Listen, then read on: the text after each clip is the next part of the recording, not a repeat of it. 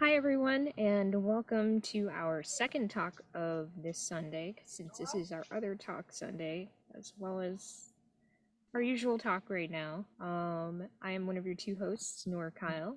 And I am the other one of your two hosts, Mushtaq Ali. Thank you so much for joining us. Whether you're here live or watching on the replay, you are so very welcome here, and we are happy to have you. Yeah, some people are joining us twice in one day, which is always very inspiring and impressive. And we're having some folks we haven't seen in a while join us, which is lovely because this is our last talk before the holiday season. You know, the American holiday season of Christmas and New Year's and stuff. So this is a lovely opportunity for us to just spend a little bit of time together before we take a break.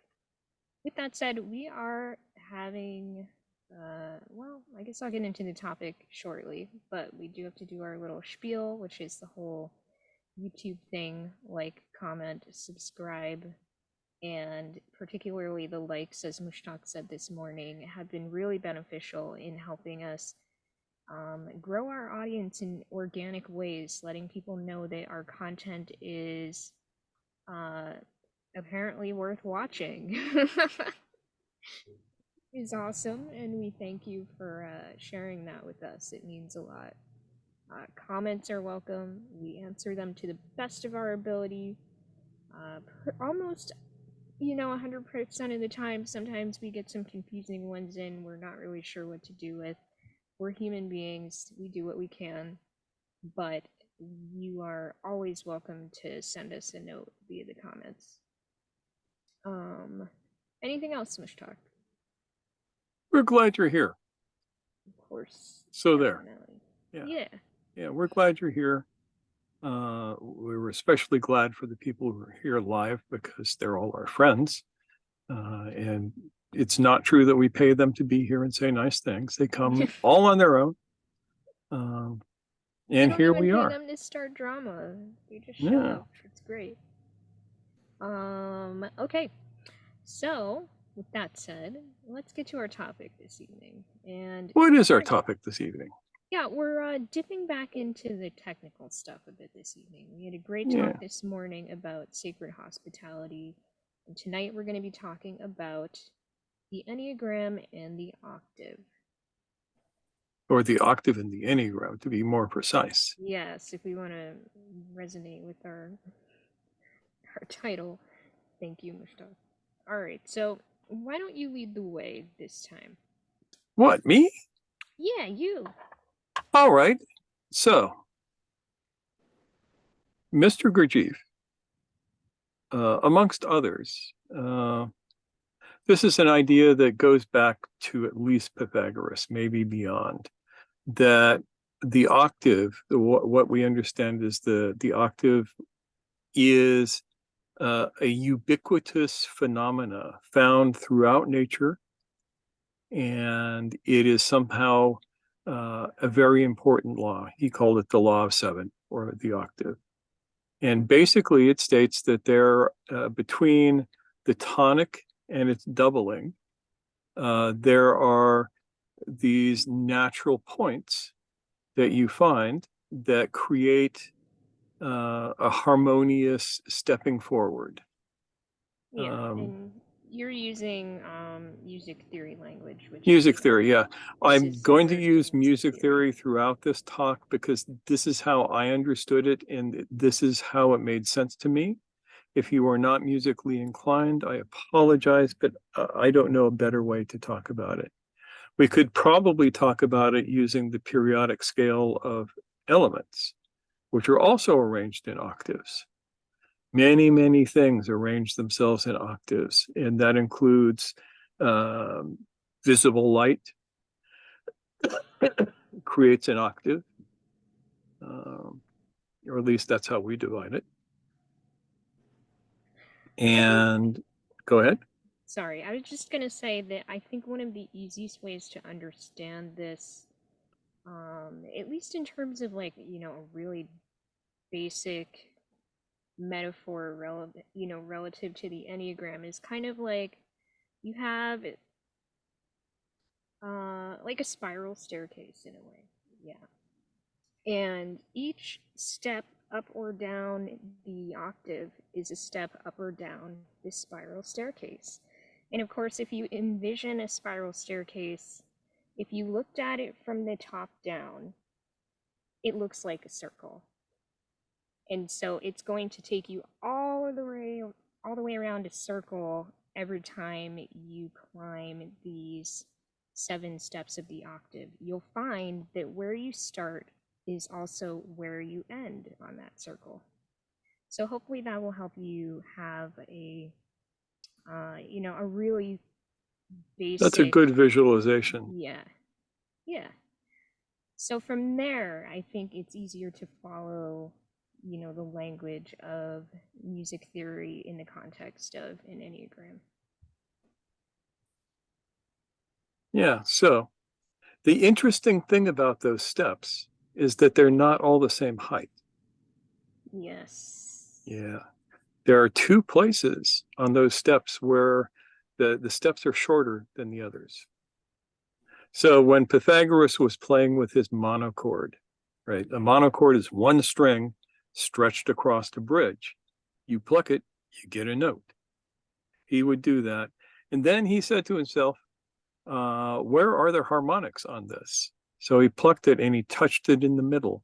And he got the same note, but an octave higher, a doubling of the frequency.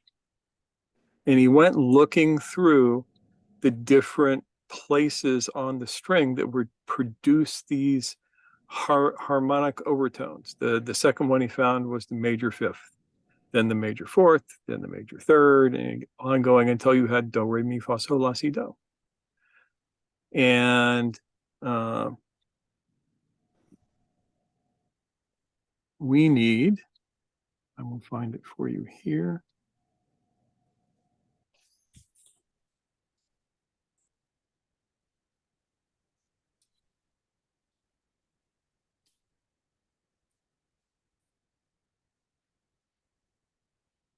Where did he go? Beg pardon? Oh, nothing. Technical stuff. Sorry. Totally fine, Catherine. I'm, for your own privacy, is it okay if I mute you? Do you know how Please. to unmute yourself? Okay. I'm using my phone, which I've never done before. I've I always totally done get it. computers. It's a pain in the butt. Okay. Thank you.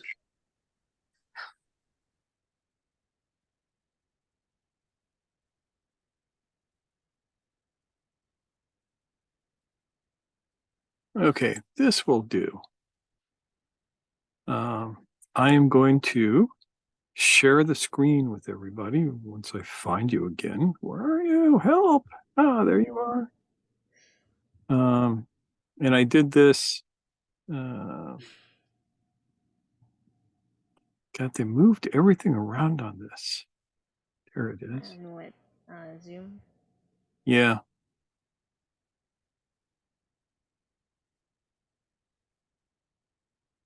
There you go. You should be able to see this. Yes, I know I can. How about you guys?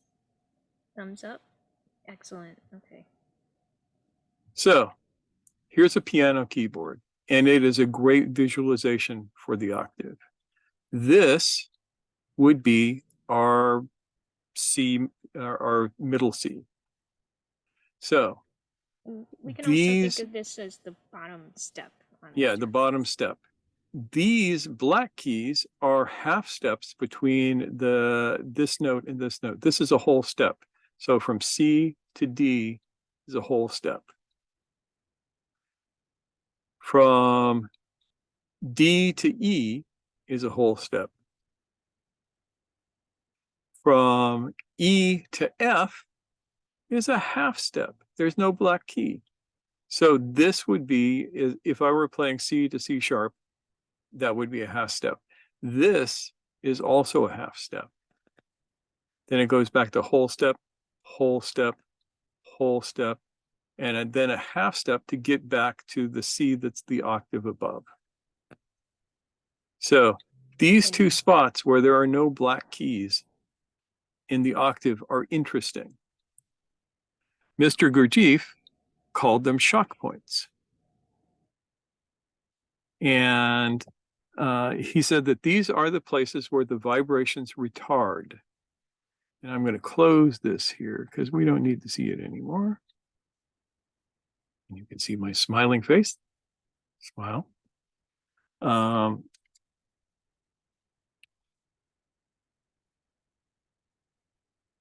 And for him, this was absolutely important that these two spots where it's not a natural whole step to the next note were places where the vibrations retard, and it takes an extra bit of energy to get through them.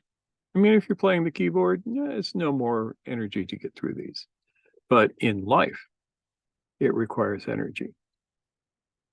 And Mr. Gurdjieff went so far as to say, also Mr. Pythagoras suggested this as well, that if you model any process on the octave, and he said that you can model any process on the octave, then you have to know where the two half steps are, the two shock points, because if you don't know them, you don't know how to get past them, and then it's haphazard whether you get past them or not.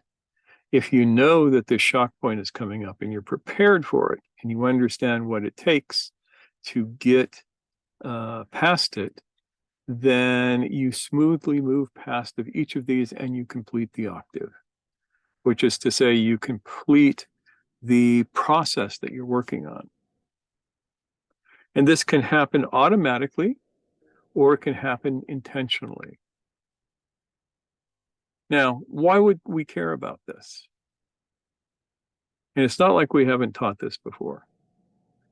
So we care about this because if we do not complete an octave, we lose energy. And this talk came up because somebody said in a comment that they felt like they kept crystallizing crystallizing wrongly and then needing to decrystallize and start over again. And I realized that what they were actually doing was they just were not making it past the shock point. So it wasn't so drastic as needing to decrystallize a center, which is kind of miserable. yeah, and that's something that if you're wondering what we mean about that, the last few talks we've done with the four souls, yeah. we went deeper into this idea of like crystallization and if you're wondering what the hell we're talking about with the Enneagram, up here, probably here, we will put a link to a playlist that we have put together that has all of our Enneagram materials on it for you to listen to and learn everything you want to learn about it. Yeah, so that'll be on the end card. You'll be able to find that at the end of the video. This is really important to understand. Failure to complete your process is a loss of energy, and it is a gain in inertia, which means if you have to restart the process, it is a bit harder the next time. You have to put more energy into it just to get the process going again. So it's definitely a downward spiral. And so you want to complete your processes. If you're in doing your work, every time you set an intention and then fail at your intention, especially if it's a conscious intention, you lose energy. You lose all of the energy that you put into the process up until that point, and you gain inertia. We can think about that just in practical terms, about how discouraging it is to have your heart set on something, and your mind set on something, and your action set on something, only for something to keep you from fulfilling whatever that is. And the next time you might be feeling like, well, is it even worth it? I always mess up. And it's kind of like it takes courage to pick up, and it takes energy to have courage to pick up. And so what do you do about this problem? First of all, you got to know there's a problem. And this is what the case is. If you are setting intentions to complete any particular process, and you do not do so, it will cost you something. It costs you something if you complete the process. But, and here's the fun thing, if you complete a process, according to Mr. G, there are 3 parts of energy to doing this. The first part is the part that goes into completing the process itself. The second part of the energy goes to what he called the reciprocal maintenance of the universe, which is to say, each of us pay the toll for our existence, one way or the other. And then the third part of the energy, we get to keep for our own use. So it becomes a net gain rather than a net loss. I'd like to tie this back to the talk that we did this morning. Yes, we please. Talked about sacred hospitality and how, well, in particular, when it comes to being in the world and using resources and living off the energy that is gifted to us by this universe in order to survive. This is our way of balancing the scales and making sure that we redistribute that input and give back to this this world that has given so much to us. Yeah. And no matter what, you will give back to the world. Yeah. This is like a cosmic law. But there are 2 ways to do it. The first and most common and most very popular way is that you do it by dying. Yep. When you die, you release a certain amount of energy that goes to the reciprocal maintenance of the universe. You can live an entirely unconscious life and pay the toll for your life by doing that. Nothing wrong with that. Or you can consciously pay the toll as you go through this process of creating energy and letting part of it go into the universe. And they say that if you do this, the universe likes you and it acts to keep you around a little bit longer because you're tasty. Now, is all of this true? Who can say? Is it a really useful model? I found it to be so. Yeah, sometimes it's just a matter of living as if true, right? Yep. And so what does this look like? First of all, try and make as many of the processes as possible that you do be intentional. So, for instance, you're sleeping, you wake up in the middle of the night, you notice that you might want to get up and visit the restroom. Most people will do that process completely unconsciously. And if you fail in that process, there are consequences. So we don't want to fail. But you go and you do that, and you crawl back into bed, and you're already asleep before your head hits the pillow. There's a minuscule net gain in energy. But try this tonight when you wake up, as you know you will, and discover that you need to get up and pee. Before you get out of bed, make the intention that you're going to get up and use the bathroom and then come directly back to bed. And do that intentionally. Then get back in bed and go to sleep. And notice if there's any difference. There might not be any difference, But for me, I find that there is a difference. Now, imagine if you did that with a lot of your processes. And this is a Sufi thing. It is a Sufi thing to create intentions throughout your day that have to do with what you're doing so that you can do what you do consciously.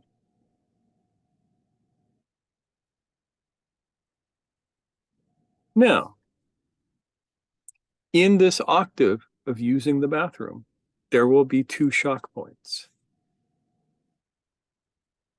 The first shock point might be something like, oh my God, the floor is ice cold. Where are my slippers? Slippers come in from a whole other octave, but they are the outside energy that gets you past the shock point, that gets you past the retardation of the energy. Now you go through and you've done all of your stuff, and you get to the second shock point. And the second shock point might be you thinking, oh, I could use a snack, which you don't want to use. You don't want to have a snack, because if you do, you're going to be wide awake for the next 2 hours.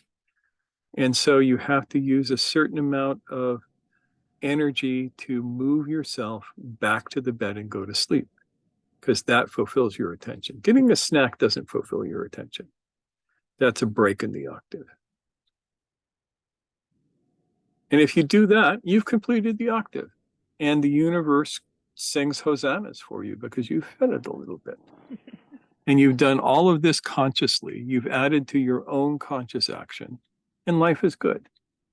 All this just by choosing to go pee at 3 a.m. Yeah, it's miraculous. I'm sorry, but I'm tired of using the kitchen as an example. I had to come I up with totally something. understand, and I appreciate my slippers making a cameo. Yes. Yeah, that was just for you.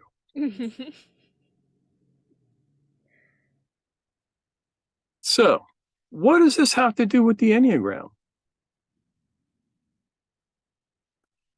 Mr. Gurdjieff says that the Enneagram is the universal hieroglyphic for how did he put it? Oh man, let me pull it up. Yeah, Pull it we've up. had a long day. Yeah, we've had a very long day.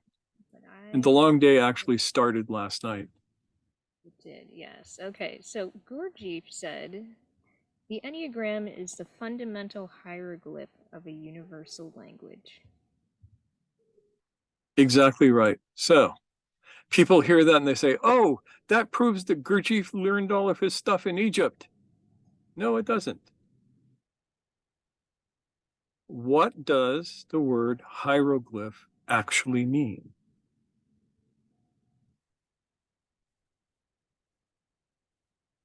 It has a very specific meaning, and Mr. Gurdjieff used it in that specific way. He didn't say ideogram. He didn't say glyph. He didn't say picture writing or anything like that. He said hieroglyph. Any guesses? Who's running to Google right now to look this up? It means God sign. The hieroglyphs are God signs. And Gurdjieff used it, as far as I can tell, and admittedly, I wasn't there. I wasn't a witness to this. I only have it through second and third hand accounts. But I am convinced that that is what he meant to use as a meaning for the Enneagram. It was something that was of divine origin. Now, the image that we use for the Enneagram now is something that, as far as we know, originated with Mr. G. But that doesn't mean that the process that it follows originated with him. I first learned to use the Enneagram using the Pythagorean symbol for it, which was called a tetractys. And go look at the Enneagram playlist. We did a couple of things on that if you want to understand what that's about.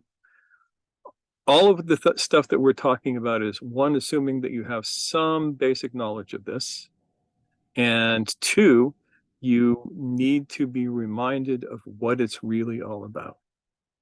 The Enneagram is a computer for computing process. A computer in the sense that an abacus is a computer. You know, you move the beads around and it gives you the answer. It's a pre-electronic computer. And it computes process, any kind of process. And it does that through a combination of the law of 7 and the law of 3 and the law of 1. We don't talk about the law of 1 much. That's the circle that goes around the Enneagram. 1, 1, 3. If you go down the array of creation, it goes 1, 3, 6. And that's what you got: the circle, the triangle, and then the 6 moving lines. And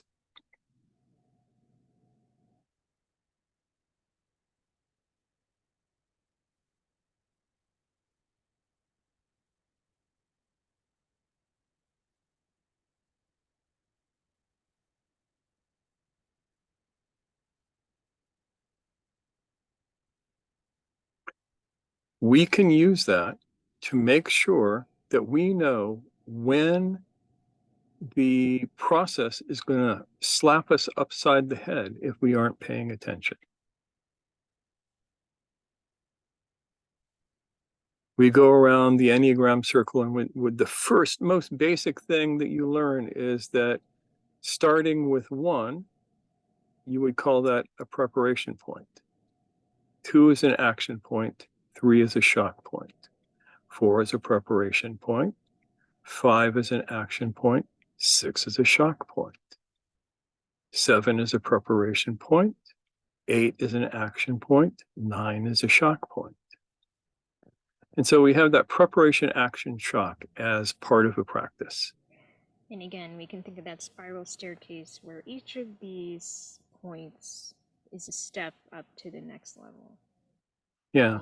And And there's a whole lot more to it. Yeah, There's a whole lot more to it than this. And we're not going to talk about that tonight, because we've talked about that until we're blue in the face. And it's very, very easy for you to go back and go through the, 12, 14 hours of lecture that we've done on this, and examples and pictures and diagrams and circles and arrows and all this stuff. So tonight we just want to remind you that your life is a series of processes, and they can be done either consciously or unconsciously. And you can fulfill the process, or you can blow the process off. So in the case of somebody who, say, they've gone to visit their relatives and their car breaks down, that would be a major shock point in the process of driving up and driving home. So something new has to come in from the outside with that process. Usually a mechanic, sometimes a new car. Hopefully not that for most people, but that's how it works. And if you know that this is the case, then it is easier for you to complete the process than it is to just sit down and go, crap, I don't know what to do with this. And then think, oh, I could just take a bus. A bus might complete the octave, or it might get you off on something else.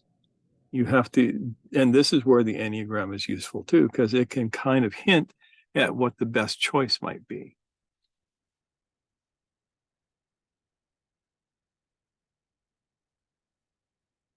Does this make sense so far? Questions or thoughts so far? Yeah, help me out here because I don't want to just be talking at myself. What do you think? Yes, Jonathan. Yeah, I was thinking that you were talking about the octave being like do, re, mi, fa, sol, la, si, do, like that's ascending. Yes. You But can also surely have a all- descending octave. right. Yes. As equally as so as an ascending. Yes. They are a little bit more complex, and we don't teach those at first because it is useful for you to learn the descending octave or the ascending octave first. It's easier. The descending octave is more powerful.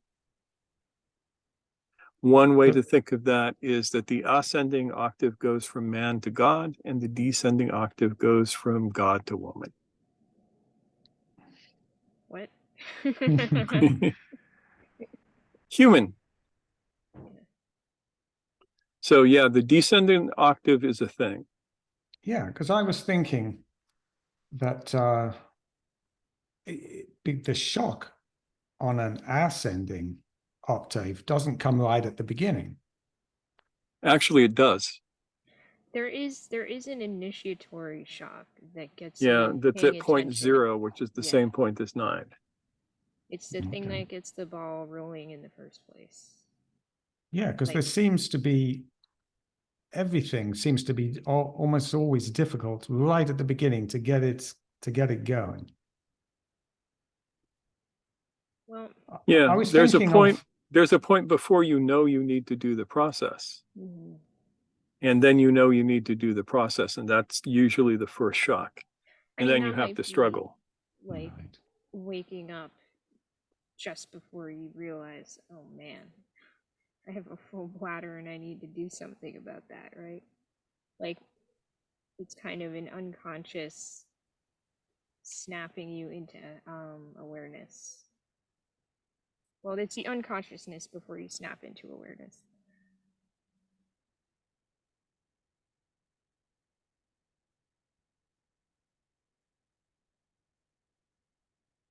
Thing that precipitates taking action in the first place.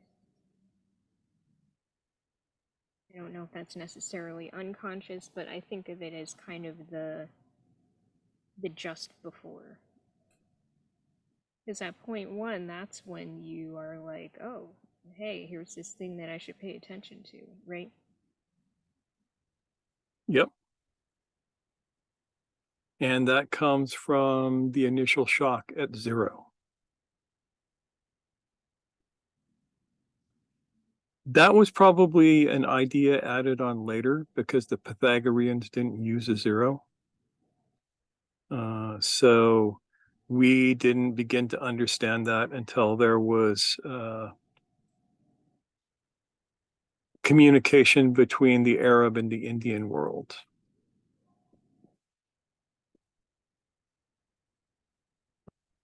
Well, that just goes to show that nobody has the whole picture. Nobody has, collaborative. yeah, and we are still learning things. Mhm. And it's not like there is one way to plot out a process on the Enneagram. There are several ways, and they can go clockwise or anti-clockwise, as the Brits would say.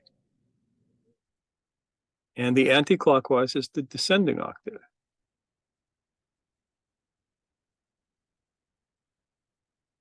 Or they can go, you can write your octave from right to left or left to right.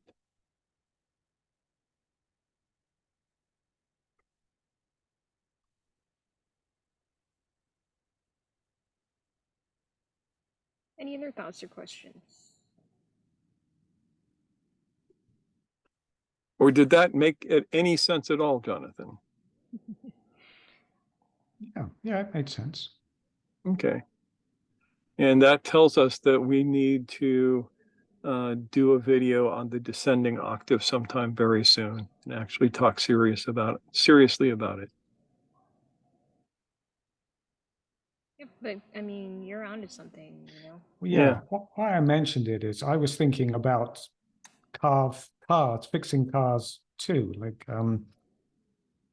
And the first thing when fixing a car or doing any kind of repair or remodel around a house, it's the same. You've got to demolish or take apart, and it's always difficult, like because of that. Yeah. You really reach a hard point right at the beginning, especially if those bolts and nuts are rusted on Oof, Yeah. the engine. Mustaqim, was it in the Digital Durga or was it someplace else that he gave an example of working with, I think, Al-Fatiha? That was during the virtual retreat this That year. was during the virtual retreat. And he used a descending octave to show that. I was so proud of him because we hadn't taught him that yet, and he figured it out on his own. But if you go back to his Enneagram of Al-Fatiha, you'll see the descending octave in action. We can ask him for permission, maybe, to share it on the forum and see what he says. Yeah.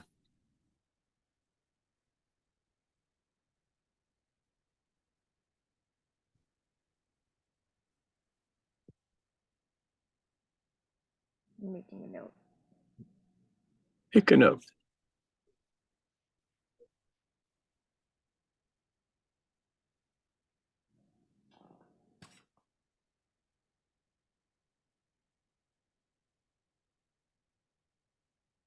How are you doing with this, Shuri?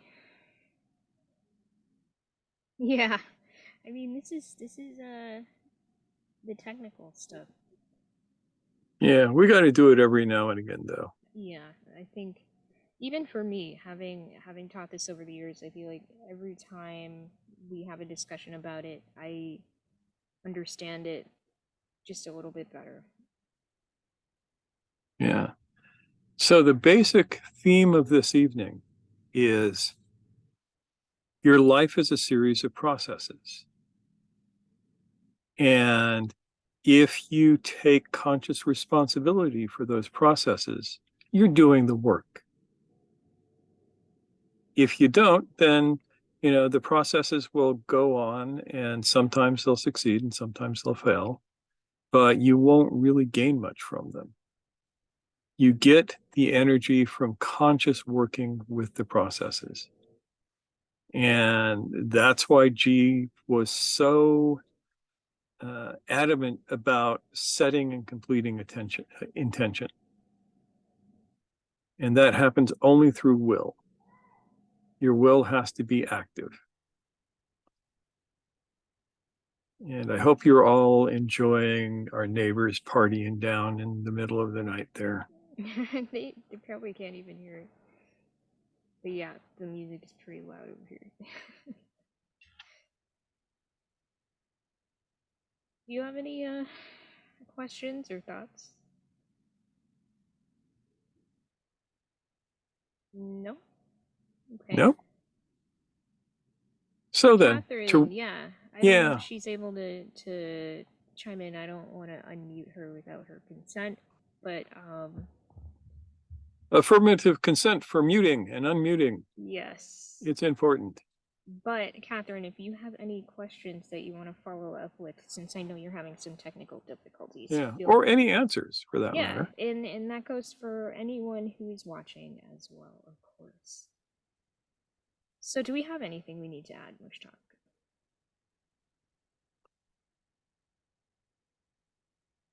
Study the Enneagram as a tool for computing your processes.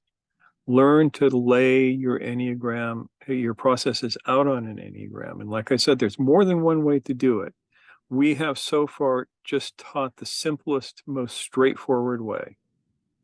For that, you look at the Enneagram of the kitchen. That will give you everything you need to know.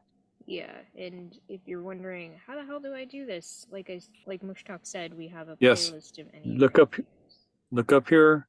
Look for the playlist at the end of this video. Yeah. Catherine, I see you're unmuted. Yes, I found this very valuable.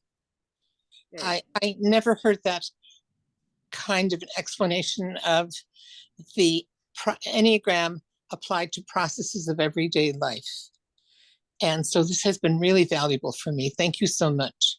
Oh, cool. Yay. Very cool. Yeah, that's the original purpose of the Enneagram is apply it to everyday life, apply it to your spiritual practice, apply it to your job, apply it to your business, all of these things. It didn't become a personality construct until what, 40 years ago? 40, 50 So- years ago, yeah. Yeah, something like that. Yes, with Sat. Yeah, I mean, it certainly creates a sense of, it kind of creates a barrier to this deeper understanding for people to be really fixated on the personality stuff, yeah. Yeah. And we use the Enneagram for plotting what we're going to do with the nine-sided circle. And you get processes within processes, wheels within wheels, Enneagrams within Enneagrams, Yep. that allow us to see where the problems are going to be and to be prepared for them and to know how to get through the shocks. The basic thing about a shock is something new must come in from the outside that gives you the energy to get through the shock.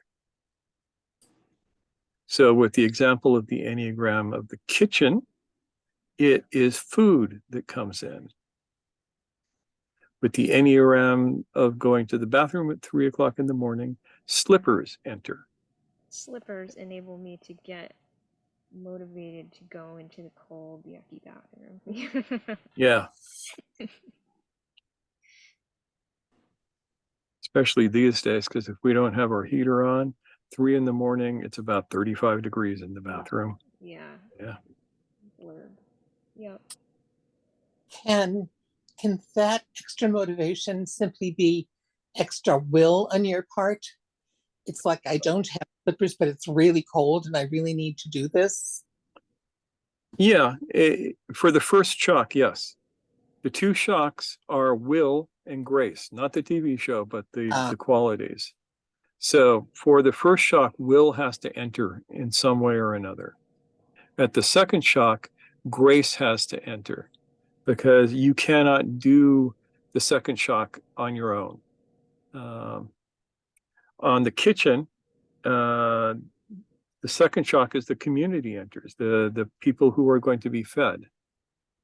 And you can't get them into the dining room through your will. It has to be their will that gets them in there. Okay, thank you. Yeah, and you can make the dining room inviting. You know, a good Sufi cook will cook this wonderful food, and then they will open the windows to the kitchen so that the aromas all come out, and you're sitting there drinking your tea or whatever, and you smell them, and you go, "Oh my God, I'm hungry," and you want to enter into the dining room. Enticements. Enticement, yes. Setting the stage for grace to enter. Yeah. Yeah, and sending out the aroma of food is like sending out a prayer. Yeah, one of those, oh Lord, please get these people to come in and eat this food because otherwise I don't have enough room in the fridge to store it. Thanks, Catherine. I'm glad that this has been, good information for you. Yeah. Yes. Lolita, what do you think? Tell us things. I'm still trying to get back in the groove of all of this. So Yeah, it's all good. I mean, yeah. So I'm just it thinking made about, sense. yeah, the car thing and getting, getting the whole mechanic parts sorted and everything is, we're just waiting for that to come around and then you'll take action according to what follows. Yeah. Yep. All right. Well, I don't personally. Jonathan, yeah. What's up? Yes, sometimes I'll set an intention to wash the dishes and to remain present throughout the process of washing the dishes. But more often than not, quarter of the way, sometimes halfway through, I forget myself. Yet the dishes always get washed. So I've completed some process, but Yeah. it wasn't quite what I had really Yeah, intended. you have two processes going at the same time. One, the process of washing the dishes. The other is the process of staying awake while washing the dishes.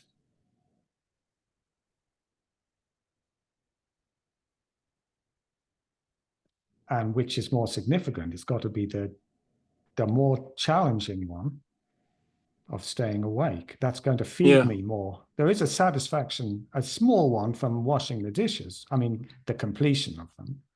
Yeah, and that satisfaction doesn't have to be small. I find the completion of the dishes to be very refreshing because it means when I want a plate to put some food on, I'll have it. Yeah. And this is why, when people are working on building up their motivation and stuff, people say celebrate those quote unquote small wins. Create some kind of embodied sense of celebration when these little things happen so that it feels like, not like an infantilizing, yay, you're so good, you did it, of course, but just kind of a chemical boost that flows into everything else that you're doing. We can all benefit from that. Yeah. And the more minimalist you are, the more clear that becomes. Like Nora and I, we have 2 plates, we have 2 forks, we have 2 bowls. So it's very important for us to complete these processes. We have 2 frying pans, little one and a big one. We have 2 pots. And so forth, yeah. And so forth and so on. Yeah. So when you minimize what you have, all of this comes right in your face.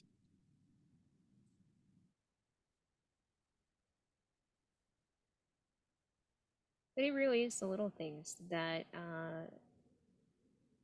can make it easier to do the big things. That's why they say start small too, Like if you need to do one process, complete that successfully, take that energy that you've gained from that and bring it to the next thing. It's kind of like a snowball effect where you're creating this cascade of positive reinforcement. And this is all like modern pop psych stuff, but it is real, and it is certainly not irrelevant to talking about the Enneagram in this spiritual way as well. Yeah. And this may all be fantasy, but if it is, it's a very useful fantasy. Right. Again, as if true, right? Yeah. Well, using your discernment. We don't mean as if true as a thought-stopping cliche. We mean as here's how you can proceed to see if there's some reality for you in this. And if there ain't, then you just admit that there ain't and you go off and do something else. But for me, I've been using this for a long time and it has not yet shown me to be untrue. It works for me, which is why I talk about it to you guys, because hopefully it will also work for you. Yep. And I'm not as sensitive to it in some regards, but I have noticed in certain processes it's been extremely helpful, especially when I come up against the part where I have to as I said before, set the stage for grace and be open to that. And it sometimes means being patient and putting up with some discomfort while waiting for grace to come. The Enneagram allows me to sit tight and not lose hope or inspiration in the meantime. Yeah.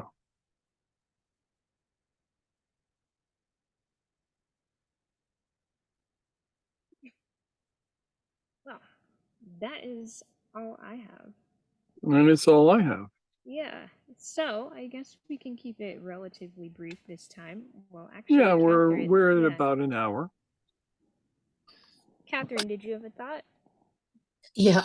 What if grace doesn't come? What if grace doesn't come? You talk waiting for grace to come. Well, I guess anything outside of my control makes me very nervous. And so if you're just waiting for grace to come, it may never come. At the risk of sounding too esoteric, grace is always there. You don't wait for it to come, you open yourself to it. And Yeah. that's a difference. I think that's You know, the word Islam comes from the root, which means, well, it actually comes from the root that means peace, salama. But the first iteration of that word is surrender. And then that gives you Islam. Mhm. So, Yeah.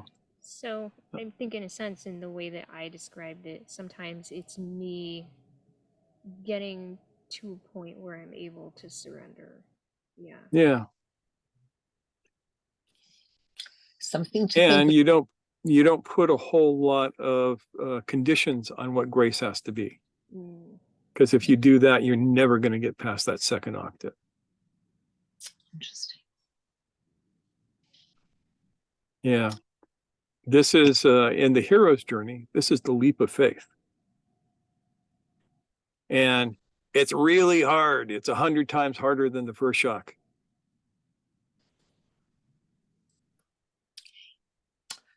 Thank you. Something to think about. Yes. And come back with any questions you might have on that too. Or any answers that you find, because Yes. if you contemplate this, you will find your own answers to it. And whatever they are probably the right ones. Yes. Yeah. Thank you. Thank Sure. you. Yeah, these are, I mean, all of you are offering some stuff to chew on that I think we all benefit from, as usual. Yeah.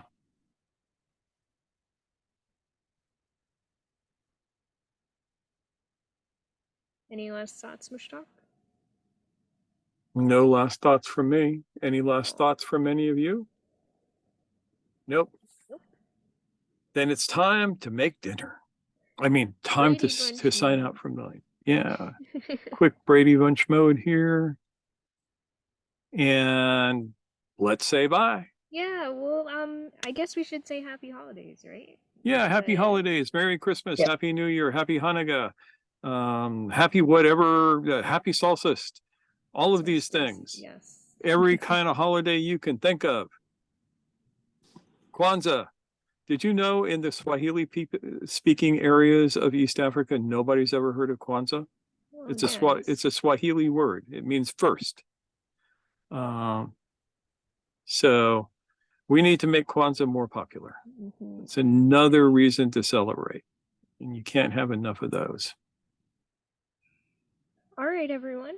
So we can wave to each other and wave to everybody watching on YouTube. And have a great end to your year, and we will see you what's the date we're coming back? 6th, 7th, something like that. It'll be Sunday, January 8th. Sunday, January 8th. Yeah. So take it easy. Long in the time. meantime. See y'all in a year. See you in 2023. Bye, everybody. Bye. Bye.